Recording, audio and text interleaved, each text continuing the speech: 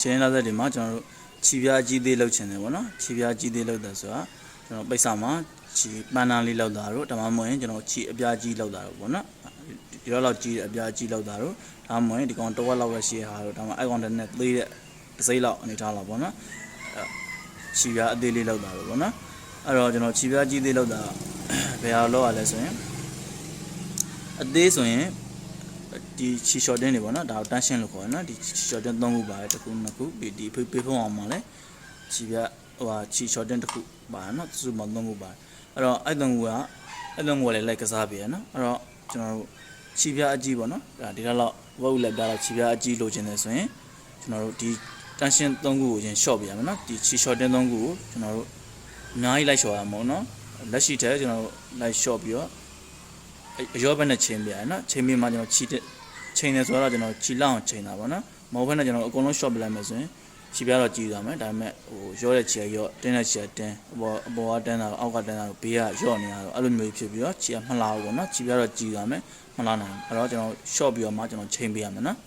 ်အဲ့ဒီတစ်ခုမှတ်ထားမယ်ခြေပြားကြီးအတွက်ဆိုရင်ဒီကောင်လေးဒီခြေ short တင်းတန်းရှင်းတွေကအရောဘက်ကိုချိန်ပြီးချိန်ပေးရတယ်နော်အတင်းဘက်ကိုချိန်ရင်သူခြေတွေကဆွတ်ဆူပြီးတော့ခြေပြားလည်းသိမကြည့်ဘူး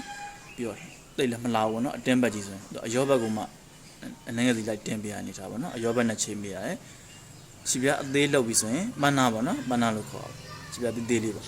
့ပန်းနာလေးလောက်ပြီဆိုရင်ခြေကကြတော့အတင်းဘက်ကိုချိန်ပြရတယ်နော်သူဆန့်ကျင်ဘက်ခြေပြားကြီးဆိုရင်အရောဘက်ခြေပြားအသေးဆိုရင်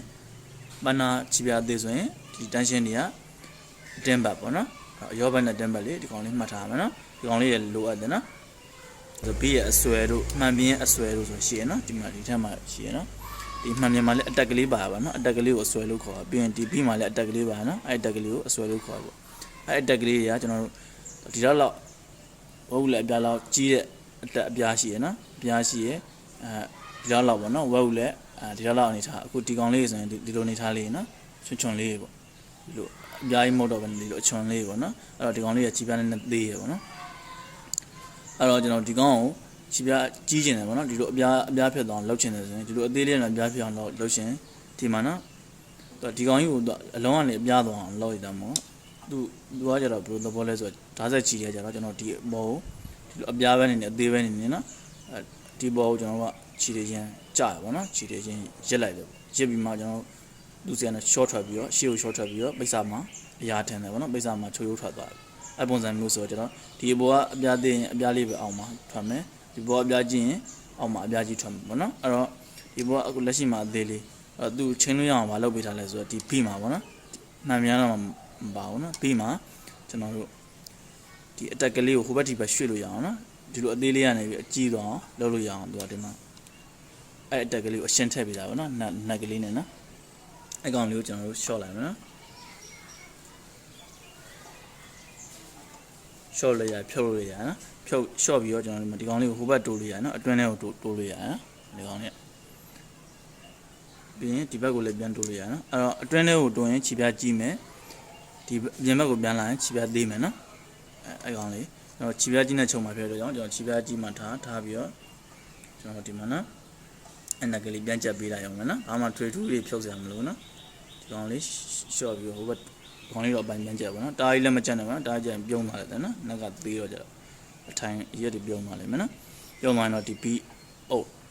ဒီဘီလိုက်လေးဝယ်ရမှာပါနော်ဒီတီးတန်လေးဒီအတက်ကလေးကျင်ဝယ်လို့မရအောင်နော်အဲဆိုရင်ခြေပြားကြီးရသွားရင်နော်အတွင်းထဲထားတယ်ခြေပြားကြီးရမယ်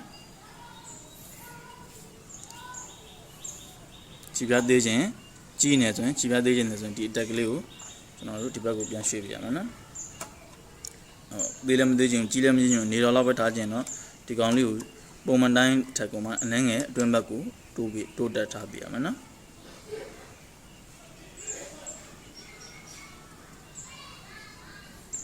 ်တရားလေးကိုကျွန်တော်ရှင်းရှင်းလင်းလင်းမြင်မှုတဲ့ရှိအောင်ကျွန်တော်ဖြုတ်ပြပေးမယ်နော်ဒီပါနော်ဒီတက်ကလေးကိုတော့နက်ကလေးနဲ့ချက်ထားနော်ဒီတက်ကလေးကိုကောင်လေးအချွန်လေးနော်ဒီကောင်လေးမှလည်းထစ်နေလို့မရဘူးထစ်နေရဲဒါမှမဟုတ်အထောက်ထားတဲ့အရာရှိရနော်သူအကဒီဂျားတွေကတော့ကြာမှာအတူပါထောက်ထားရဆိုရင်ကျွန်တော်ဒီကောင်လေးကိုချောအောင်ပြန်လုပ်ပေးရမယ်နော်ချောအောင်ကော်ပလေးနဲ့စပြီးစီလစ်ဆော့ပေးတာပေါ့နော်အဲ့မှာဒီမှာရင်ကြား ခြေတွေကဒီမှာရင်ကြာရင်ပိတ်စပေါ်သွားမှာဆိုဒီကောင်ကထင်နေဆိုရင်ပိတ်စခြေတွေကဆွဲထားတယ်လို့ဖြစ်တာလေပြီးဆွဲရပါလားဆိုတာဒီဓာတ်ဆက်တွေမှာဒီကောင်တွေကဖြစ်တာနော်